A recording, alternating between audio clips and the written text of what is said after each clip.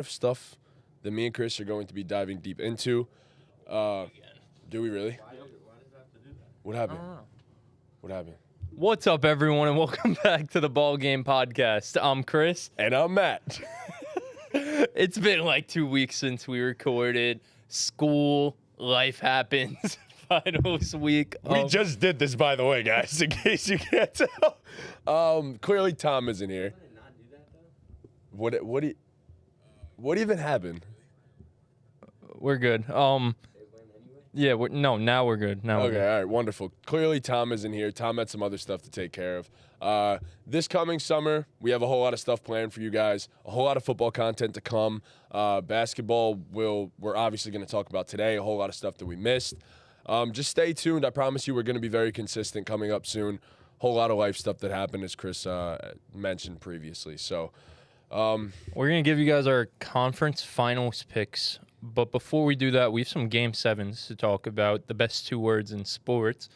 But before any of that, make sure you guys leave a like, subscribe to the channel if you haven't already, follow us on all our socials that are linked in the description. All right, Sunday afternoon.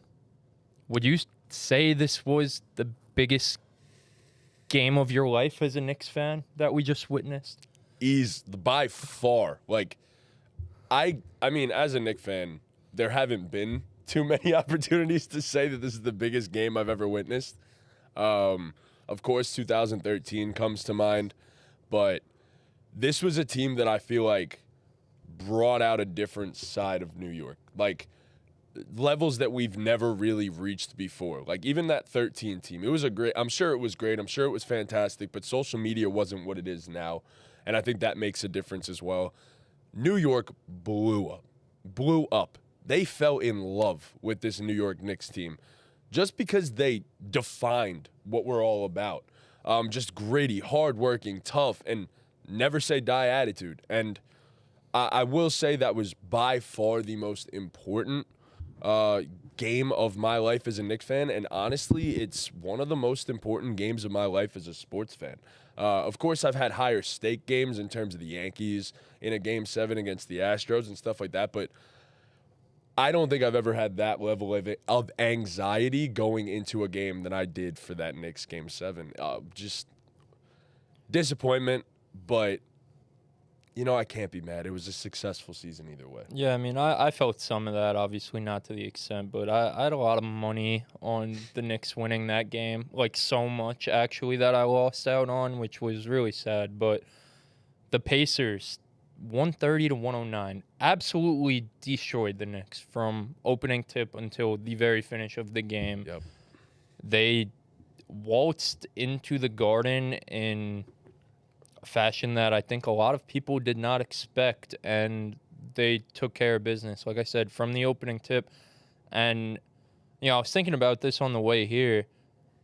It's really crazy that the Pacers are in the conference finals. If we just, before we go into the game, if we just go back on the timeline a little bit, I don't know if you remember this because it completely went out of my mind before I saw it this morning. The Pacers offered DeAndre Ayton a max contract this offseason, which got matched. Oh, my God. Right. So going all the way back to happened. that moment, the Phoenix Suns matching that contract for DeAndre Ayton. Then they go out and get Bruce Brown.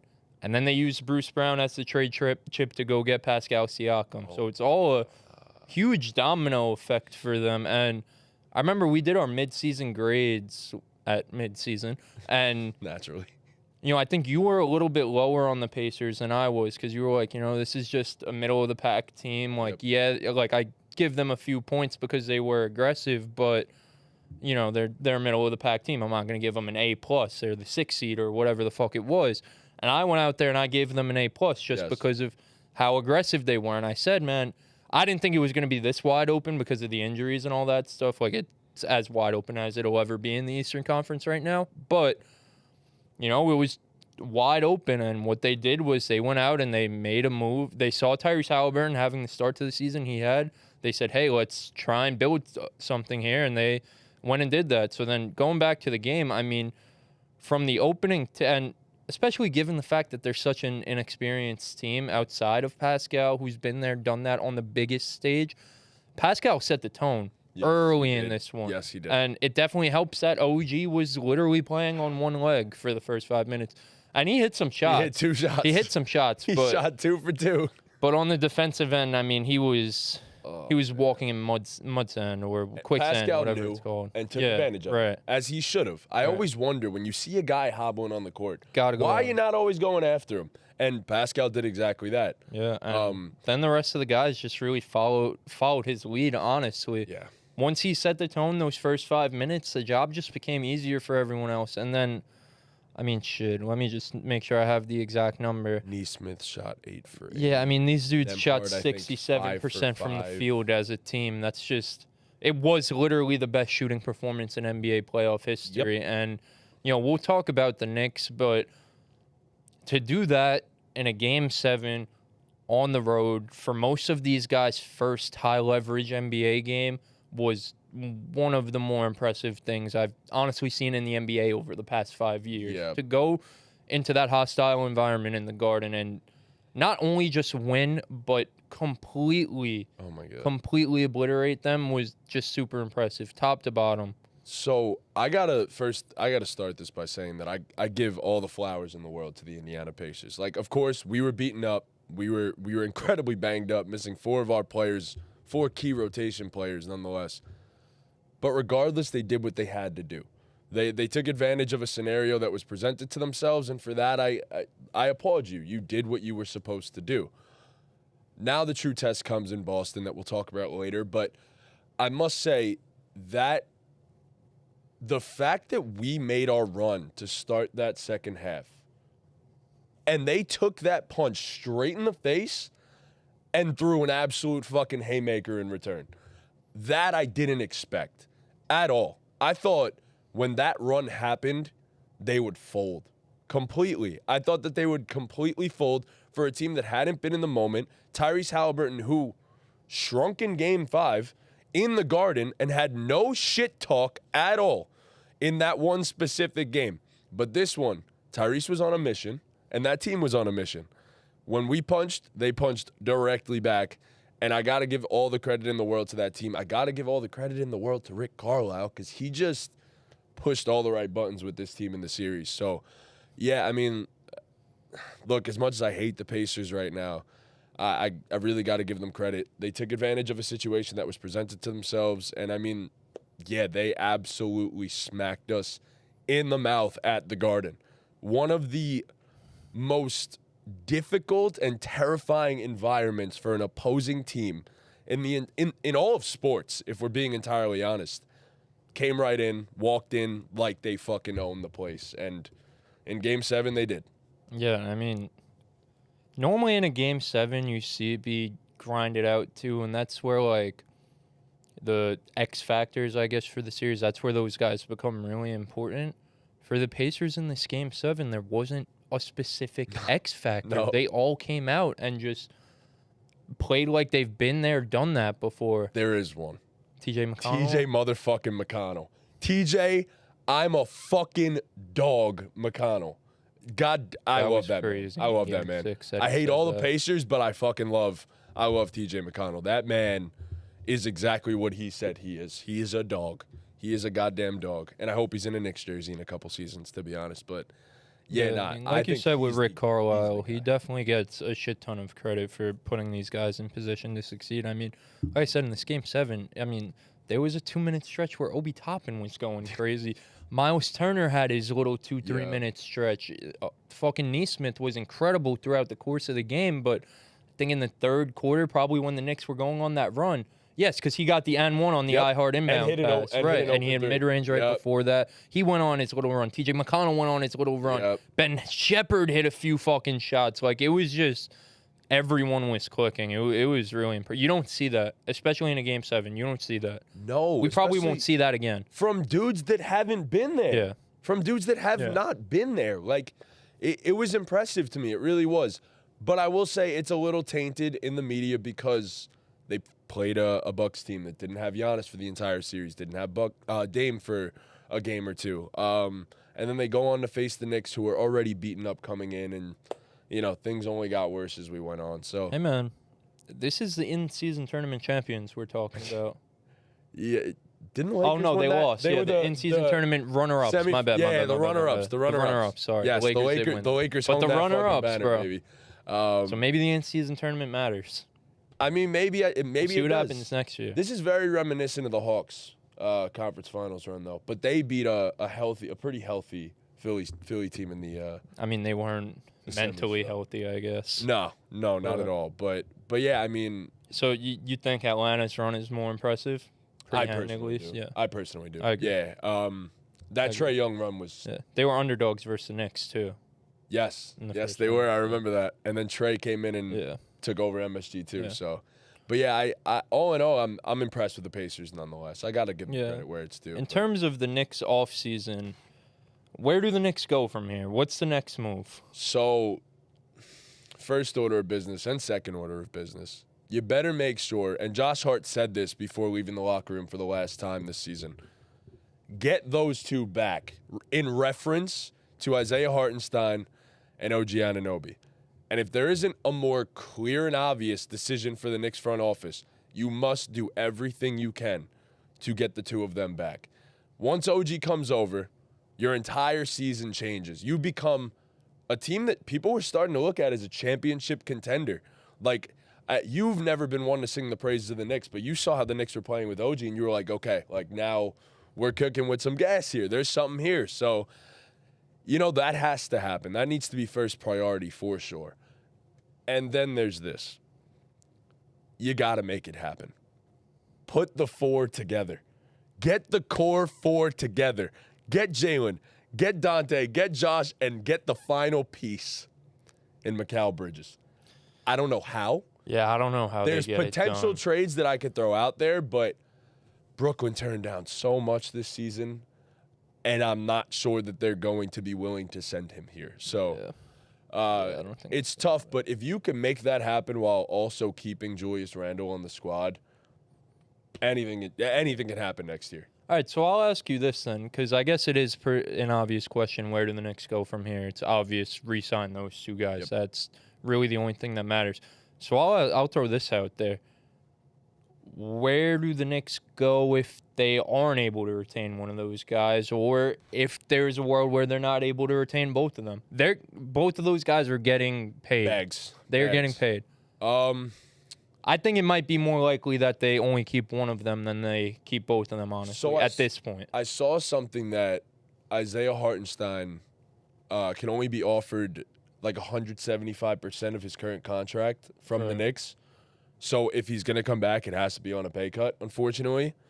Unless there's like a loophole. I think Bobby Portis exploited that, where he signed a 1+1 with the Bucks and then planned to sign an extension after that. So Isaiah Hartenstein's going to have to take a pay cut, whether it's short-term or long-term. He's going to have to. Is he okay with that? That's the question. I expect him to get something like 20 to 25, and who the fuck am I to tell a guy to turn his bag down? But if you could do a 1+1 with Isaiah, 2 years, 34 or something like that, and then promise him that you're going to give him a bag after the season, which I think the Knicks are fully invested in doing right by this current core. Who knows? I mean, then maybe he comes back. But if he doesn't, you still have Mitch. But you better go make sure that you get a reliable backup big now. Precious is, look, great. He'd be the perfect third big man. I want to see like a list of the free agents this year. I don't know them off the top It's of my not head. incredibly impressive. I've done a lot of research in terms of the Knicks and their offseason. It's rough, man. If you don't get iHeart back, you're in trouble. That's number one. And if you don't get OG back, we might be cooked. Like, of course, we could go make other trades. We have all of our own first-round picks plus a few others from a couple other teams. But if you don't get OG back, like, that was the piece that completed this team and made the Knicks a finals contender. So, I don't know. That's a tougher one. I think if you lose Isaiah Hartenstein, you have Mitch, but Julius Randle and Isaiah Hartenstein fit so perfectly together once he entered the starting lineup that I think you need to do everything you can to retain him. So, yeah, it's tough, but you can't lose OG. What about like Jonas? What if you end up losing iHeart and you bring in Jonas Valanciunas on like a 1+1 type of thing? I mean, I'd be open to it, as but a backup. That'd be great. saying you need Mitch to be that guy. Yes, and first of all, I can't rely on Mitch to even be healthy for a Yeah. full season anymore. I think that's finished. We haven't really seen him do it much at all in his career to this point. So I think that's cooked. I don't think there's any chance to get Mitch to stay healthy for a full year, but that's why I think Mitch is the perfect backup big or the perfect trade piece with his current contract in a Mikal Bridges deal. Yeah, that's really it in terms of the centers. It's Ihart, Jonas Valanciunas, and Andre It's Drummond, really as simple much, as so. those two need to be re-signed, Yeah. need to be back as Knicks. So, like, as much as I would say, like, I want to operate in this hypothetical where if we lose this guy, this happens. You don't even want to think about that Nope. world. Can't happen. It just cannot happen. There's no way, shape, or form that the Knicks can go into next season and realistically think they are contenders while losing one of those two. So that's where I stand with that. I love this team, and you need to do everything you can to keep it together, Leon Rose. Please, please, please, because this was so much fun. Yeah, I mean, I think they'll be back, man. Leon Rose pretty much has yet to make a mistake at running Oh things, my so I God. think he's going to keep that up. Yeah, I don't really I pretty much agree with everything you say. I think they'll be back. I think it was such an impressive season, and even as not a Knicks fan, it was sick to be a part of, to be at that Game 6, like to feel like a Knicks fan. It was epic. To be emotionally invested. The city, when I'm working at the bar, Yes. everyone who's coming to sit at the bar is asking me about the Knicks. So Yes. it was cool, and I hope they're back. Yeah, I mean, the Rangers and the Knicks have galvanized New York to another level right now. And I mean, look, I think Isaiah loves it here. I think OGs seem to grow and love it here too. So I think they'll be, and especially with the report that Brunson is going to take a little less than what he potentially can. Steal again. Are we serious? Steal. What was it? 156 for 4 years, 156 million, averaging out to 39 a season, which would then turn into, I think it's like a 6-year, right around $200 million deal. It's insane. It's insane that Jalen is even open to something like that, which makes zero sense to me because I don't think we'd even hesitate for a second to give him a supermax if that was on the table. No, get it done as soon as possible. But the fact that he's willing to take less just goes to show that this man is so committed to building a winner here in New York. And in his post-game press conference, he was talking about how he just absolutely loves the fans and says how he's happy for what happened this year, but said they deserve so much more and this shouldn't have ended the way it did. So I absolutely love Brunson. I mean, he's the heart and soul of New York. He is the king of New York. It's just that goddamn simple. So before we move on from the Knicks, I have one more question for you because I know you kind of flip-flop your opinion on this as the years have gone on. So what are your thoughts on Tom Thibodeau's job as a coach this season, and do you think he limits the ceiling on this team? Because those are actually your words, that he limits the ceiling on this team from like 2 years ago. Yeah, I know. I thought he did a hell of a job.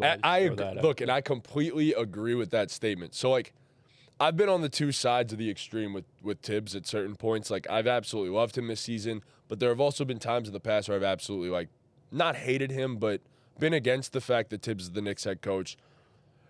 So right now I'm kind of in the middle where it's like I still do think with Tom Thibodeau, your ceiling is capped to an extent.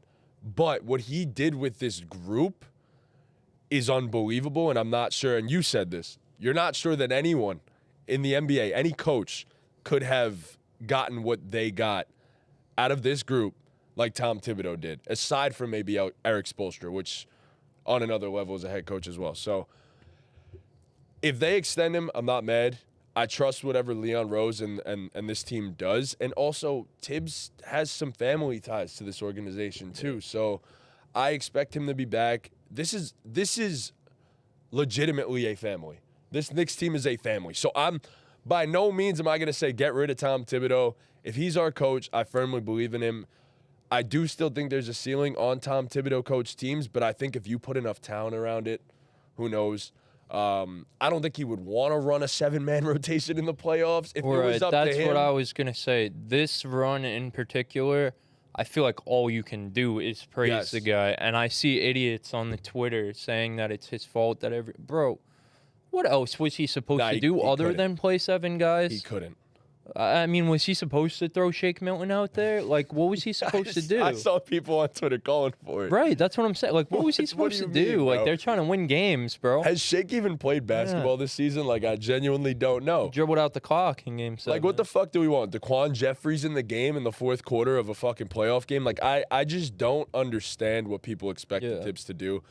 If it was up to him, if we had our full rotation, I'm sure he would have been running 9 guys out there and giving some dudes rest because we had a team with a bunch of quality NBA players, and it just fell apart. So, and these are also guys who, I mean, these guys played for fucking Jay Wright. You think Josh Hart ever wants to come out of like you think he has a problem playing all 48? That motherfucker loves it. He lives for it. Loves it. So it's like obviously I never played in the NBA, but I played basketball. In any playoff game or high leverage game, I'm not trying to come out of the fucking game either. So it's like, what the fuck else was bro supposed to do? I'll run myself into the ground before I take myself out of game. So it's you have a guy who's fucking 6'4", grabbing 20 rebounds for you. What are you supposed to do? Sit him on the bench for 2 minutes in a 2-point game? Yeah, like, and then you have your fucking offensive engine who, when he sits, everyone forgets how to play basketball, and you expect him to not play 43, 44 minutes a game. Like, what are we talking about? And then our best shooter, in Dante DiVincenzo. Like, these are guys where, what the fuck are you, like, they can't function with them not in the game. So it makes no sense. Yeah, I thought it was an A+ job by Thibodeau this year. I agree. And not even just winning games, but like you said, for the first time in our lives, getting a Knicks team to feel like there's some type of camaraderie, to feel like the entire group, in theory, from owner, honestly, to the ball boy, everyone should be back next year. Every single person. It's crazy because I've never seen James Dolan so uninvolved and not in the business of basketball as he is right now. And I think that's from, honestly, a fear and respect perspective of looking at Leon Rose and being like, you wanted this? Like, this is your fucking team. Let me take a step back because I don't know jack shit about basketball. That's your job.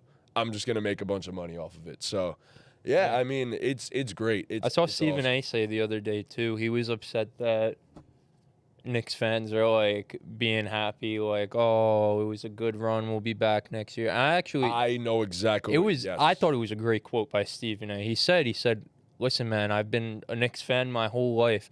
I understand it was a great season, and I respect and applaud these guys for what they did this season, but it's the New York Knicks we're talking about, and at any given moment, James Dolan could stick his head in there and fuck the whole thing up. So having a season where we look like we could legitimately compete and having that derailed by injuries and losing early and then saying, oh, we'll be back next year, you can't say that as a Knicks fan. So I thought that was a really interesting. I thought that was one of the few times Stephen A. I 100% agreed with him. So I just think it's, for me right now, it's a little bit different given the fact that we've had sustained success now for a few years, and you haven't even heard a peep of it. Aside from the Oakley situation, which was years ago, you haven't heard a peep out of this whole thing.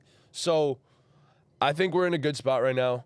I think we're going to be even more competitive next year. I think there are moves that are going to be made. Leon's got an eye on the whole market right now, I'll tell you that much. You guys have 2 first-round picks in this draft, too? We have 2 firsts in this draft. We have 2 firsts in the next draft. Yeah.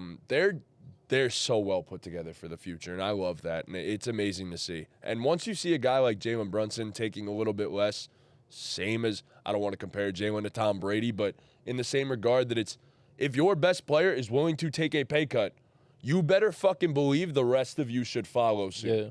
So yeah, and I love it, man. This team is a family, and keep everyone around. Even Alec Burks, get that man another contract right now. What a fucking game. What a fucking game from him. So get Alec Burks another contract in New York. He turned the whole narrative around. But yeah. Isn't that the craziest thing? The Knicks went on this, I guess, kind of magical run. I mean, obviously it didn't end the way they wanted, but kind of magical run. And the Knicks, we gave them an A+ trade deadline grade, and those 2 guys really didn't have an impact at all come playoff time. Alec Burks had the Game 7, but that shit was over, and Bojan, I think he was all right in round 1, but what did he get hurt in Game 1 of this series?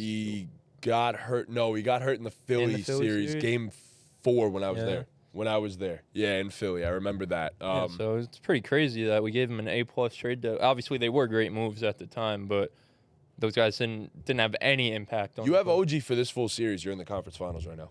Yeah. So. Well, he wasn't a trade deadline move. I mean, he was. Oh, yeah, that's true. He was earlier on. That's true. But that's true. Moving on, somehow, some way, the Pacers waltzing into the Garden and winning by 20 whatever points in Game 7 wasn't the craziest thing to happen on Sunday night. Minnesota Timberwolves came back from down 20 and defeated Jokic and the Nuggets 98-90 in a crazy game. What's the quick thoughts just on the game? I did a lot of talking on the Knicks, so I actually really want to hear your thoughts on this one for sure. Quick thoughts. We have a brand new face of the NBA. That's number one. Shout out to Karl Anthony Towns for putting together a very, very, very strong playoff series. After all that? After all, bro, that was so funny in the post-game conference. They're the best of friends, by the way, and I absolutely love it. I'm so here for it. And Rudy Gobert and Naz Reid having the fucking best fourth quarters or best quarters in their careers, honestly, at the perfect time in a Game 7 of a Western Conference semifinal. The T-Wolves are legit. I don't think this knocks the Nuggets or Jokic whatsoever. They ran into a great team, and great teams are supposed to beat great teams. I'm sure next year, if we get this series again, the Nuggets will be right back, potentially winning this series. So you're allowed to lose, by the way. LeBron, if we're being honest here, LeBron has ruined the way that everyone looks at fucking superstars in the NBA. They didn't just lose. They blew a 20-point lead in Game 7 at home. Come on. Yeah, it looks bad. It does. It was bad, bro. It looks bad on the surface, but... It was bad. All right, so... Nobody was hitting shots, man. It was tough. It really was. I mean... I'm not going to really say too much about this, but it's just Jokic was getting doubled every time he touched the ball, swinging it to open shooters as he usually does, and it's just nobody was buying a bucket. And I'm not going to say Jokic is free of blame because he did not shoot well in this game. And he was clearly gassed towards the end, taking a whole bunch of threes, but gassed, bro. Yeah. Gassed. He was tired. But that man was trying to make the right play every time down the floor, and 5 points from your bench, all from Christian Brown. And then in the second half, you pretty much had only, I think, 13 points from anyone not named Nikola Jokic and 5 from anyone not named Nikola Jokic and Jamal Murray. What are we supposed to do? It's a 2-on-5 at that point. So, all right, there were a lot of things. I actually went back and watched this game last night. Amanda fell asleep on me, so I put it on my phone. I was bored. Yeah, something. Well, the second half I rewatched. Let me rephrase. I didn't rewatch the first half. And it was electric. So, man, I don't even know where to start. I have a lot to say. I'll start on the Timberwolves side of things. Like you said, there's one guy who honestly deserves all of the credit. It's fucking Naz Reid. Yep. Listen, the Timberwolves as a team made a miraculous comeback down 20 points in Game 7 on the road, like I said. But they made the comeback. The game got down to the nitty-gritty. Clutch time. It's a close game. And it was a Naz Reid takeover. Cat picked up his 5th. It was simply a Naz Reid takeover. I thought the game was over when Cat went out of the game because I was like, wow, he's playing so fucking well. Yep. It sucks that he has 5 fouls. I thought they were going to lose, honestly. And like I said, it was a Naz Reid fucking takeover on both sides of the floor. That block on Jokic, we don't see guys blocking Jokic's fadeaway back into his face. We don't see that often. Or hook shot, whatever it was. Bro. You don't see that often. The putback dunk, he made some good passes. He was just flying all over the floor. It's not normal that guy moves the way he does at his size. Yeah. It's supposed to be listed at 260, 270, yeah, it's not normal. And it's really, every time people always tweet whenever he has a good game, like, oh, how did this guy go undrafted? But every time I see it, I look at it and I'm like, really, how the fuck did this guy go undrafted? He was good at LSU. Really good. He was big jelly, bro. Yes. He was in the, his name was in the mix when he was in high school. Yep.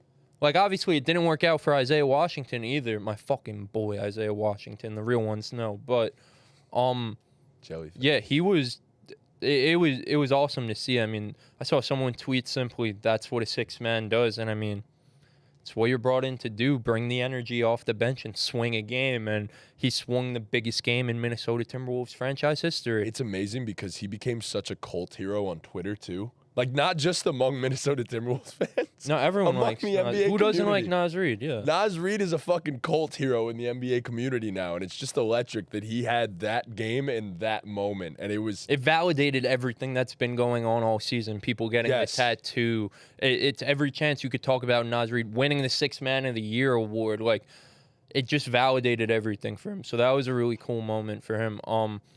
and Jaden McDaniels. I was about to say Jaden I McDaniels. didn't even mention him. Excellent. 2 straight 20-point Yep. games, coming back from down 3-2. They got KD, but we got Jaden McDaniels. So Just the definition of efficiency. You know, not even just like the percentages of his shots, but the movements on offense. He doesn't waste dribbles. Nope. It's either catch and shoot, or I'm going to keep this ball moving, or I'm going to attack. And he made some great plays off the dribble. So far throughout the playoffs, he's made quite a plays few off the dribble. fadeaways. Yeah.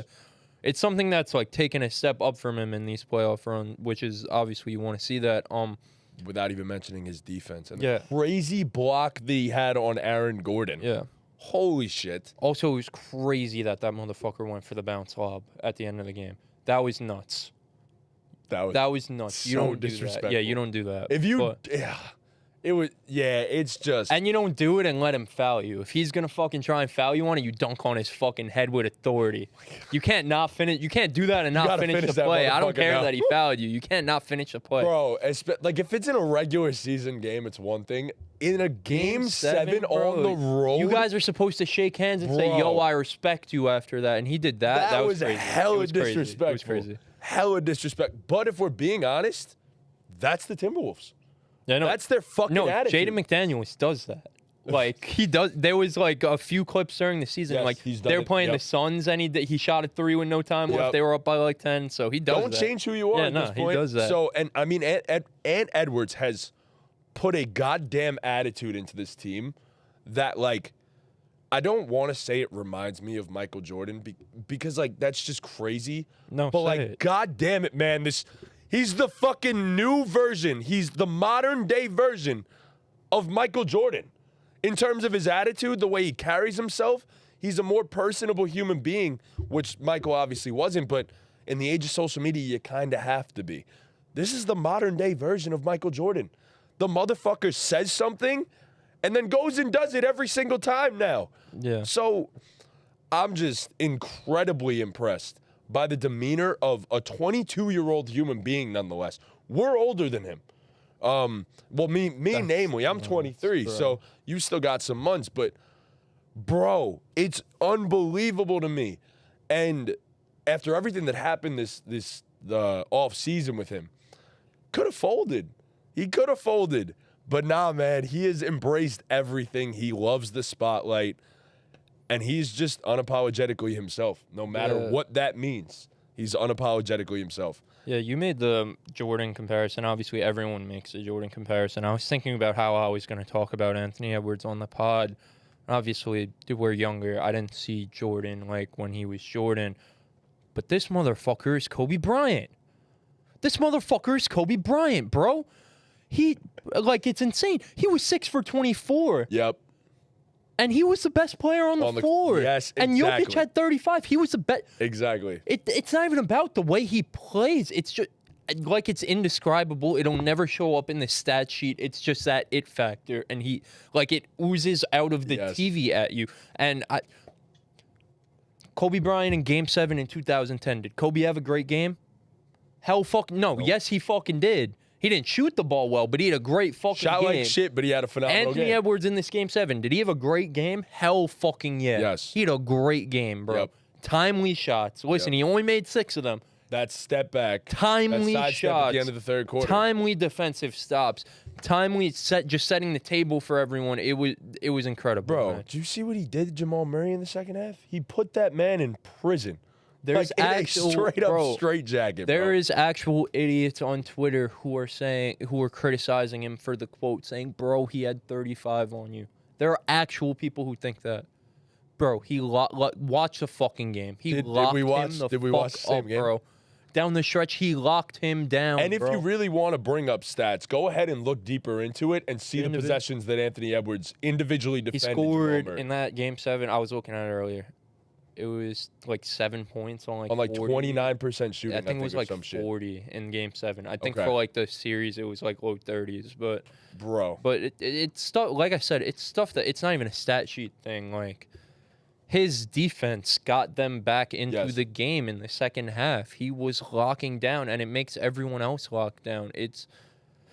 I mean, he has Karl Anthony Towns playing elite defense on the best player in the league. And obviously, I'm going to get into Cat, but that starts with Anthony Edwards putting the confidence in that dude. We watched Karl Anthony Towns be a joke for 8 years, and this kid comes around and changes everything. We watched Rudy Gobert be a joke for years. People look at him as the problem. Right, and this kid comes into his life, and it changes the whole fucking narrative. And Rudy had a phenomenal game. Yes. Like, it's demeanor. Like, yeah. It's a mindset. Like obviously respect to everyone individually, but like it all fucking starts with what does he wear now? Number 1 now? Or is he number 5? Number 5, whatever it is. He was 1 first. It all starts with Anthony Edwards. So all the praise in the world to him. And then fucking Karl Anthony Towns, bro. I mean, I don't even know. It's another thing where I don't know what his box score says. I don't even want to look at it, honestly. 9 of 14, 23 points, I believe.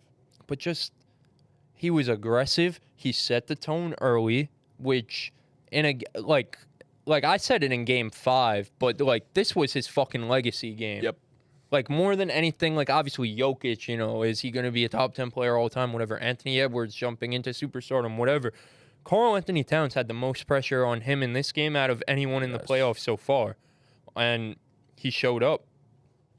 Excuse me. He showed up, and like you said, shot 9 for 14, but it was the defense for me. I mean, down the stretch of the game, obviously he had 5 fouls, and obviously Naz Reid came in for him, but there's a reason Jokic was tired out, bro. During that comeback, he had Jokic on fucking lockdown. He had him on lockdown. Obviously, no one's going to lock down Jokic, but, I mean, there's very few guys in the league who, when Jokic gives you a bump, can eat it, can bump him back. Yep. And Cat was bumping him, like Cat was pushing him around, and you don't see that. And that's just, it's not a strength thing. It's not a weight room thing. That's a fucking will and determination thing for Karl Anthony Towns. And I was about to say, part of it does end up boiling down a little bit to how big are you, how strong are you, and Cat's always had that strength. We've always looked at Cat as soft. Right, that's the thing. Turning the fucking narrative right now. And that's all up here. And that's the mindset. Right. And this, I don't want to keep showering praise on Anthony Edwards, but it starts with him. It needs to be said because this man was incredibly fragile prior to Anthony Edwards stepping in. Like, we had Kat saying in the postgame press conference, yeah, I spent 9 years here so far. And Anthony Edwards goes, fuck them 9 years. He's like, when did I come? When did I get here? He said, fuck them 9 years. He doesn't care. He don't give a shit. There's a mindset. There's a change. There's a clear shift in the Minnesota Timberwolves organization as a whole. And obviously they're going through ownership problems right now and stuff. And that could be a reason why a team folds. But hell no, Anthony Edwards isn't letting that shit happen. He's not letting that shit fly. And the best part about him is the fact that he goes out of his way to give everybody praise. Everybody. Including Rudy Gobert. And at the end of his presser saying, Jaden McDaniels, that boy is the MVP. That's the MVP of the series. Completely forgot that they don't give out the award. So he goes, oh, he's getting the award. And then he goes, Cat's like, what are you talking about? And he's like, oh, that's Western Conference Finals. But he's like, nah, MVP of the series and the playoffs so far is Jaden McDaniels. And, bro, it's just Karl Anthony Towns is changing the narrative. This is something Jimmy Butler couldn't get out of him, which is the guy that we look at as the mindset king. And it's clear that Anthony Edwards just knows how to treat everybody on the team. And he's a real personable dude. And just a clear entertainer, too. And the trait that I want to point out the most is being able to, like, and this is a meme, and I took that shit personally. Anthony Edwards, similar to Michael, similar to Kobe, finds these little things that he could take personally and turn his game up a notch. And that's what separates great players from all-time great players. So Anthony Edwards is on that trajectory right now, and I mean, if he gets a fucking ring at 22, or Luka, yeah. I mean, we'll get into all that. It's gonna get crazy, but Edwards at this age, if he's the best player on a championship team, on a team that wins a title, bro, we are in for one hell of a fucking career. I'll say that much. So, yeah, for sure. In terms of the Nuggets, this was a complete and utter collapse, and can't happen when you have the best player in the world on your team. You know, I know you get very upset when we talk about LeBron, when we talk about Jokic, but I said it in the chat the other day. This is what you wanted. You wanted Jokic to get his flowers like one of the all-time greats. He went on and won the championship. He's been the undisputed best player in the world to everyone for the past year. If you want to be the best, undisputed best player in the world, and I'm not saying him personally. I'm sure he doesn't give a fuck what we say on the BallGame podcast. So I'm sure he's taking the criticism fine. Yeah. But if you want to be that guy, it comes with the fucking territory. And so I mean that more towards the Jokic stands who are getting butthurt when people have something negative to say. I don't give a shit that he scored 35 points in this game. He did not play well. He did not play well. He attempted 10 fucking threes. You know what that is? That is playing into their hands. Yep. That is doing what they want you to do. And for a guy who always makes the right play, he wasn't shooting 10 threes isn't making the right play. I saw that there was no game this season where he shot more than 8 threes. And in 2 games in this series, he had 9 threes and 10 threes. He was playing into their hand. They figured it out. They figured, again, respect to the Timberwolves. They fucking figured it out.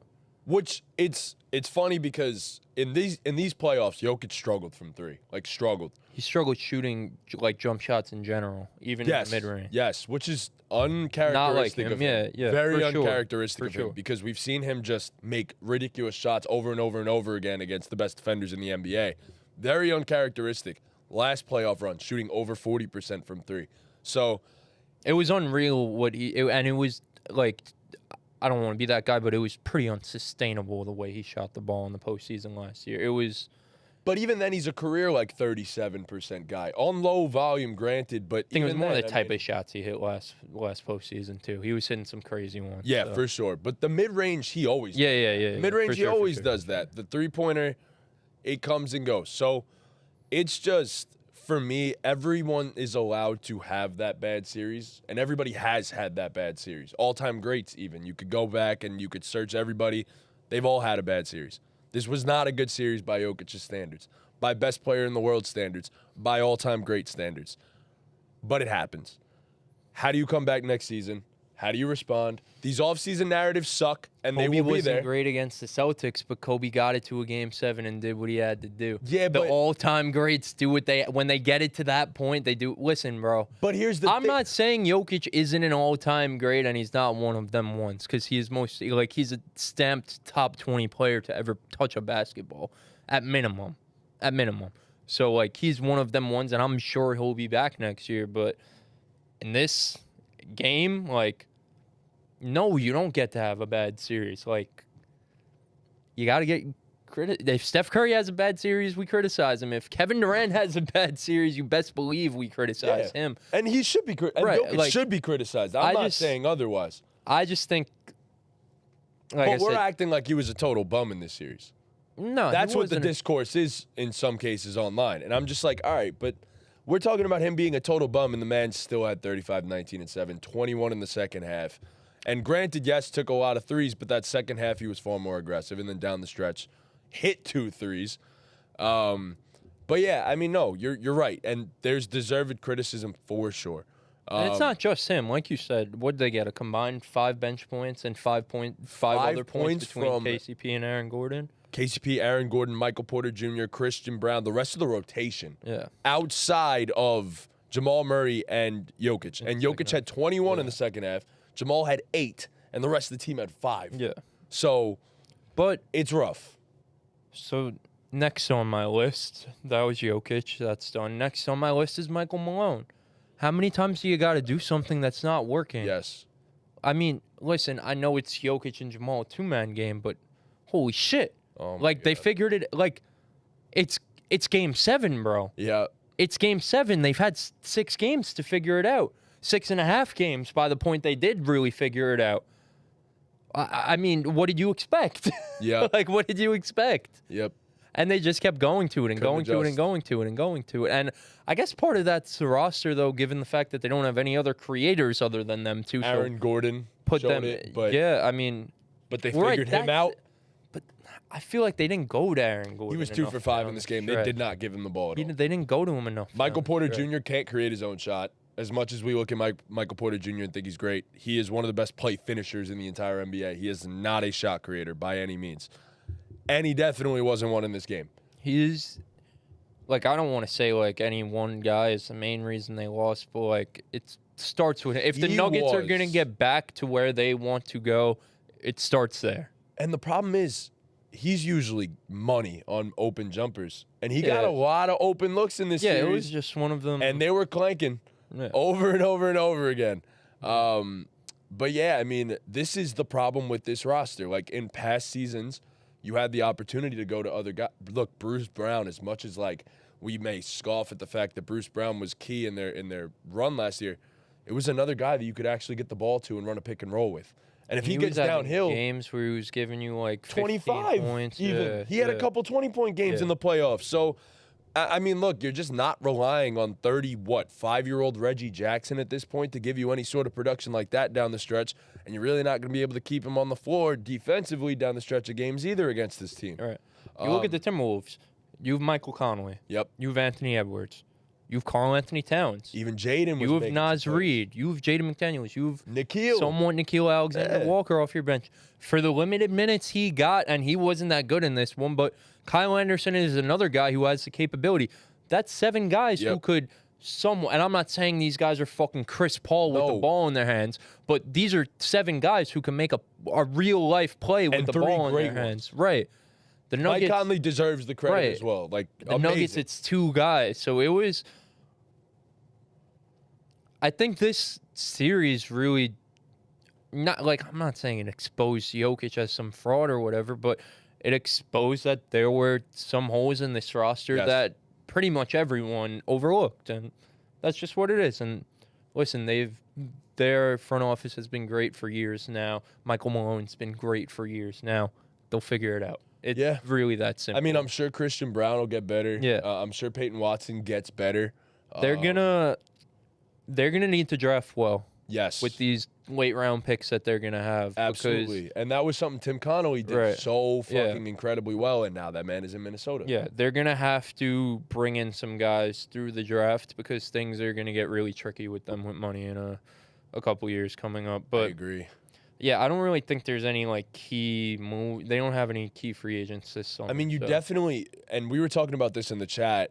Of course, there is the possibility of a Michael Porter Jr. trade, but I said in that he's just inherently more valuable to what the Nuggets do than he is to whatever they could get back. Yeah, and there's no rush for that right now. No. You have like I said, everyone should be back next year, barring something crazy happens. But everyone should be back next year. So just try and make some moves via free agency or via the trade market about or to say. via the draft to kind of sure things up a little. You know. So I was going to say, I think there is like a Bruce Brown reunion. It could be in the cards. I mean, with how good that run was with him, why wouldn't he be open to doing the same thing and going back? He made a bag this year. Yeah. So there's going to be guys that are willing to play with Nikola Jokic and open to it and taking a little bit less and potentially winning a championship. So they got some moves to be made for sure. This is far from a perfect roster, but the Nuggets are going to be right back next year. I have no doubt about that. But talking about this year now, fast forwarding, we were just talking about the Timberwolves, so we might as well stay on topic. Your boys, the Dallas Mavericks, against one of my other favorite teams and one of my new favorite teams in the Minnesota Timberwolves. They face off in the Western Conference Finals.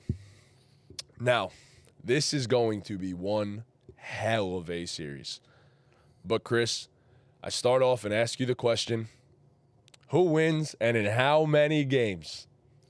I'll start with this. I don't think people realize how much of a dogfight this is going Oh, to be. my God. Because I don't think people really truly understand how I'm not even going to say good, how gritty the Dallas Mavericks Amazing. defense is. Amazing.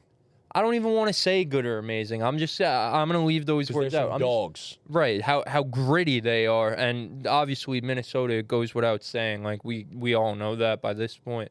So I think this is gonna be the nitty-gritty, the nittiest of the gritties. Actually, I think PJ Washington and Anthony Edwards will be jawing at each other a few times throughout the course of this series. And Luka. I think Luka and Jaden McDaniels are going to be jawing at each other a few times throughout the series.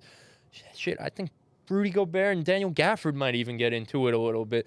Cat, no, we'll see about after all that. But yeah, so I'll start with that. This is what movies is made of, though. Yeah, it really is. This is what movies is made of.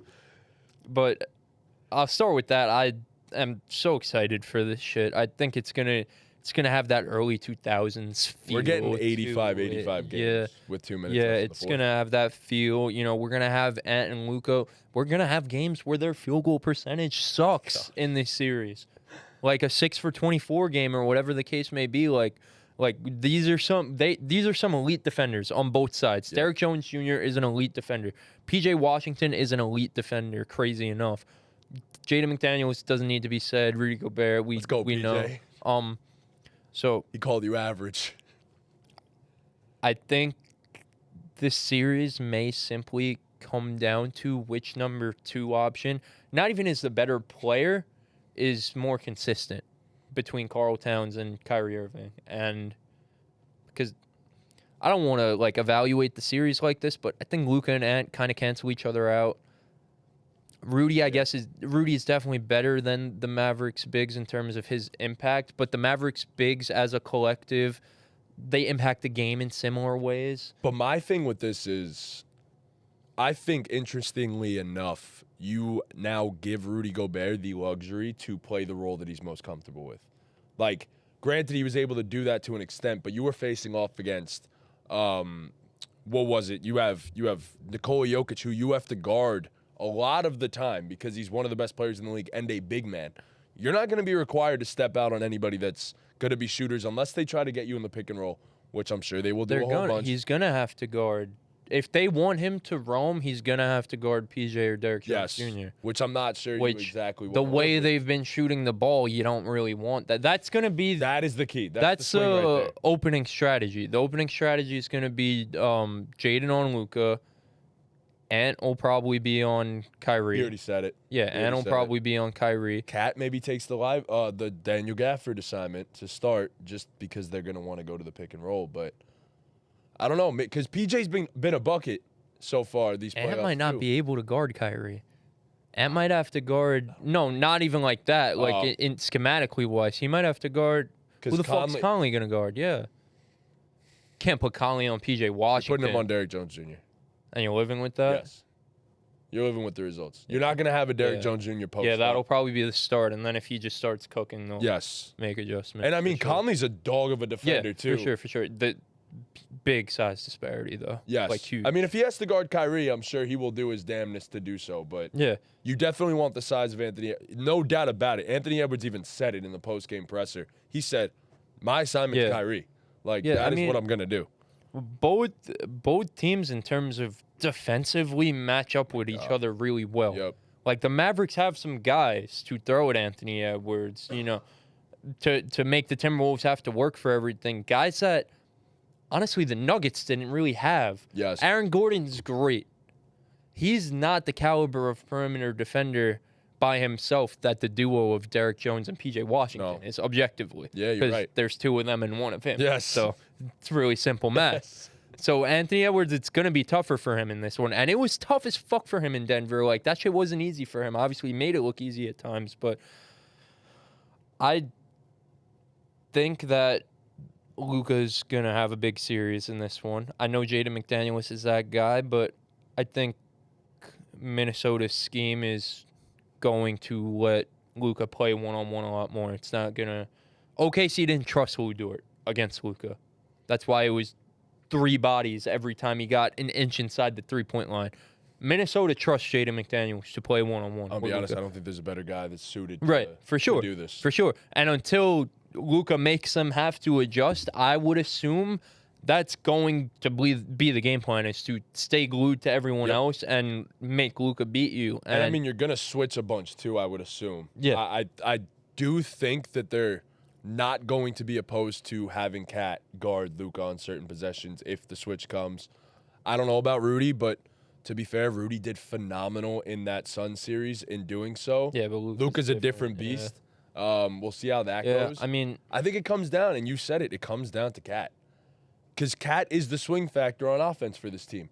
Realistically, PJ Washington, great defender, do not get me wrong, but there's a clear size advantage there. 6'7" in PJ, 6'11", 250, 260 for Cat, around 230 for PJ, who's built well, don't get me wrong. yeah, But regardless, you have to go at that. And if you put Derrick Jones on him, you got to go at it. Yeah. So Cat in Game 7 was a far more aggressive version of himself, going at people that he should be going at. And I think that's pretty much the swing factor in this series. Naz Reid is going to have to be huge off the bench.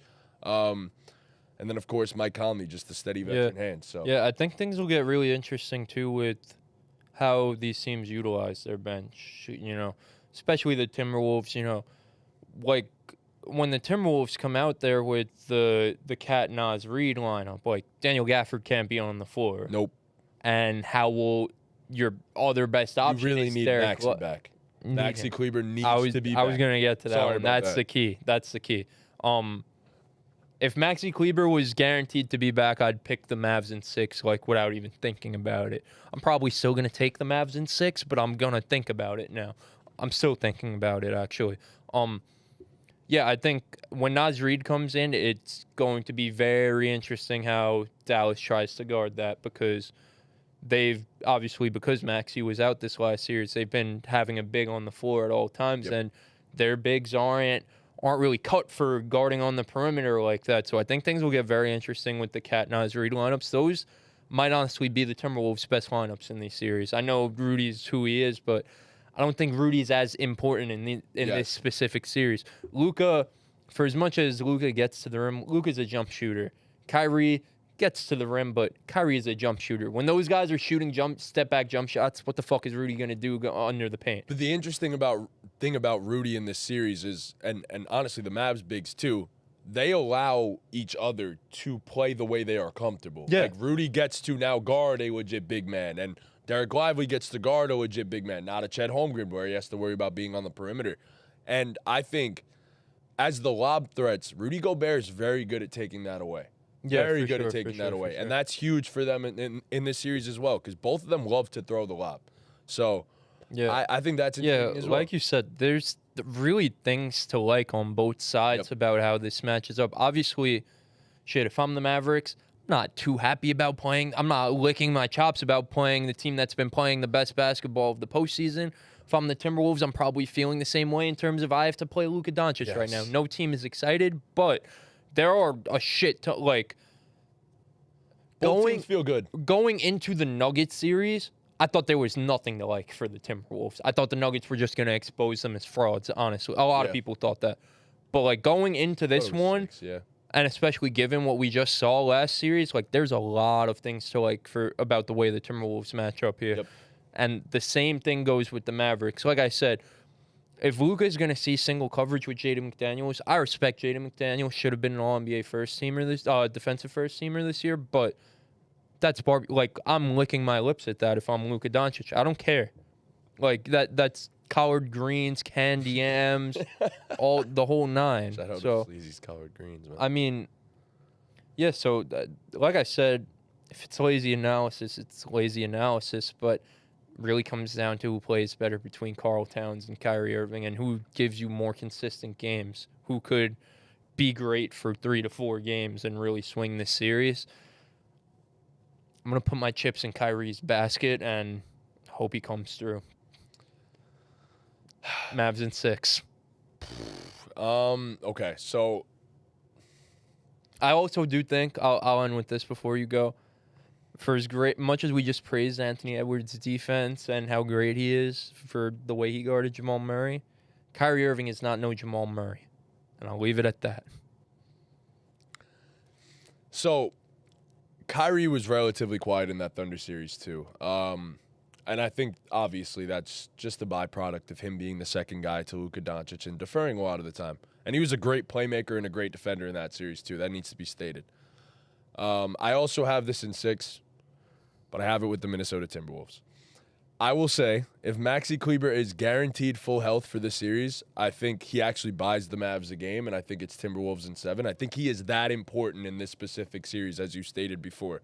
I don't think he's going to be healthy, though. But I think either way, I think it's the Timberwolves in this one. And I just think it's because they have more guys to throw at Luka than anyone else in the entire NBA. And I just think it's that simple. I think they're going to wear him down. He's already dealing with ailments and injuries. I just don't think that shit matters. Sorry to interrupt you. I think it does. Having a guy like Luka, I don't care that you have guys to throw on him for single coverage. I care about the way, like how OKC did when they win. I care about the way you're going to deploy. And I'm sure the Timberwolves are going to do a great job at this. They're one of the best defensive teams in basketball. That's what I was going to say. I agree with that. I'm just saying, I don't think having a Jaden McDaniels, I don't think it really matters as much as people think. But I think they're going to switch it up. That's the thing. They're going to make life as difficult as possible for Luka for 3.5 quarters. And then in the fourth, you're kind of relying on, did we wear him out as much as entirely possible during this game, to where he kind of fades a little down the stretch. And yes, they have Kyrie Irving too. And that's where it boils down, as you said. It comes down to Cat versus Kyrie Irving in a weird way. But yeah, and I'm not saying that I think Karl Anthony Towns is the better basketball player than Kyrie Irving, but I am saying that this Minnesota Timberwolves defense is historic, and the run does not stop now. The Timberwolves also have, like we're saying, we agree that it comes down to kind of Kyrie versus Karl Towns. I think the rest of their supporting pieces are also better. Right, the Timberwolves have more of a chance if Karl Towns doesn't come through than the Mavs would have if Kyrie doesn't. We have a Naz Reid who's very similar to Karl Anthony Towns. Like, Jaden has given you 20-point performance. It comes down to, I look at it like, how many games can your role players buy you in the playoffs? Because obviously you expect your stars to come through. It's in each playoff series, it's can these role players buy me a few games? And you get that out of Naz Reid in a game 7. That's the Naz Reid game now. That's the Jaden McDaniels game right there. So I think it really does boil down to your role players. And Derek Jones Jr. and PJ Washington have been phenomenal. But I think there's more guys on the T-Wolves side of things that can affect and win a game for you effectively than there are on the Mavs side. I will say it too. Timberwolves don't want to fuck around and lose home court in this. No. You have to, like, I know a lot of times, like, we'd say, like, all right, it's okay. You split at home. Take care, just split on the road. Like, it's okay. Jason Kidd's never won a game 1 in his career, so we could already chalk that up as a Timberwolves win. But I think his adjustments, by the way. Yeah, you got to go. Awesome. You got to go. He's been incredible. He's been incredible. But you got to go up 2-0 on this team. Because, like you said, he'll adjust and he'll figure it out. Yeah, I mean, Finch, too, though. Yeah, no, awesome. They've been incredible, both of them. Finch is amazing, too. I think for the Timberwolves, you got to take care of home court. Yes. Got to take care of it. But OKC took one from Dallas there in that crib, too, I think. So. No, yeah, I'm not saying it because Dallas is guaranteed to win at home. I'm saying because Dallas has been here Luka has been here every single time he's been in the playoffs, losing game 1 on the road and then taking game 2 on the road. Yep. So, like, you don't want that to happen. No, don't let it. Because if you go up 2-0 in a Dallas. Right, if you split, like, the series changes. Yes. If the Mavs are able to get a closeout game 6 at home, like, that changes everything. Changes everything. You go up 2-0, and you're planting a few seeds of doubt in there a little bit, too. It's important. Right, yeah. I know you're supposed to go do that, but anytime a team goes down 0-2, the levels of desperation start to rise and stuff. Yeah, so. I think you can't give Luka Doncic any hope. Going back to Dallas after 2 games, you can't give him any hope. So final prediction, you have Mavs in 6, or are we? Yeah, I'm gonna go Mavs in 6. I think they do it at home. I'm taking the T-Wolves in 6 in this one. This is gonna be fun. Yeah. It's gonna be real fun. Yeah. I'm gonna be honest. This next one, man.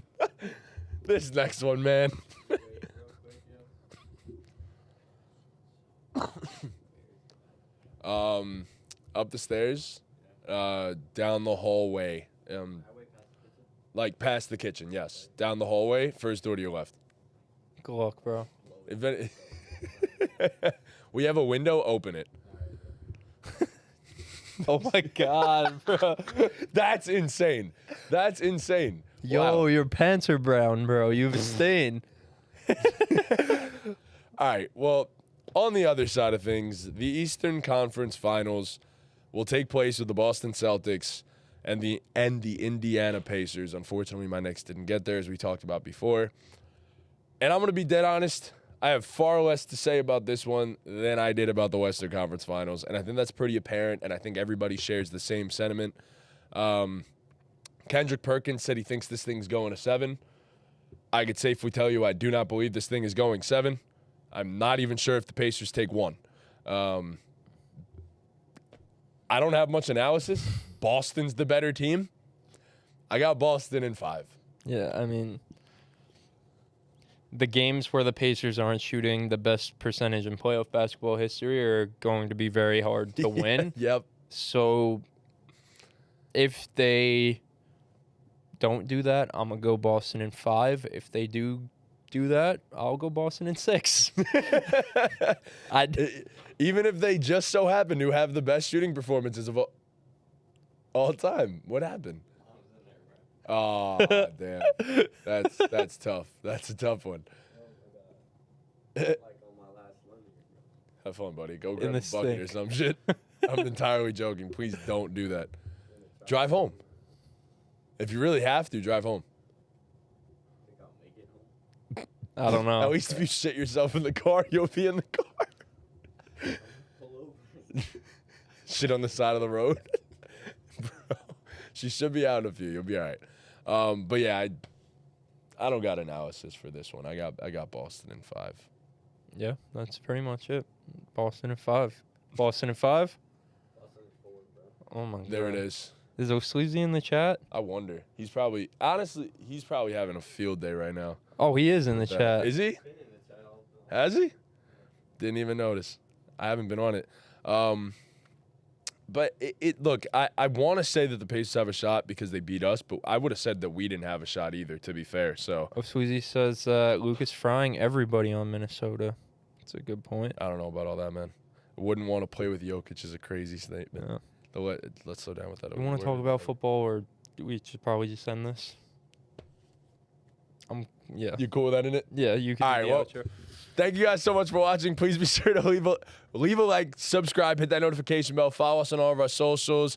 Cabo BallGame 1K hoodie if you haven't already. We're on the road to 10K. We're going to be very consistent this coming summer. I promise you guys a whole lot of football content. We had some stuff planned today, but fuck all that. All right, I mean, Timber.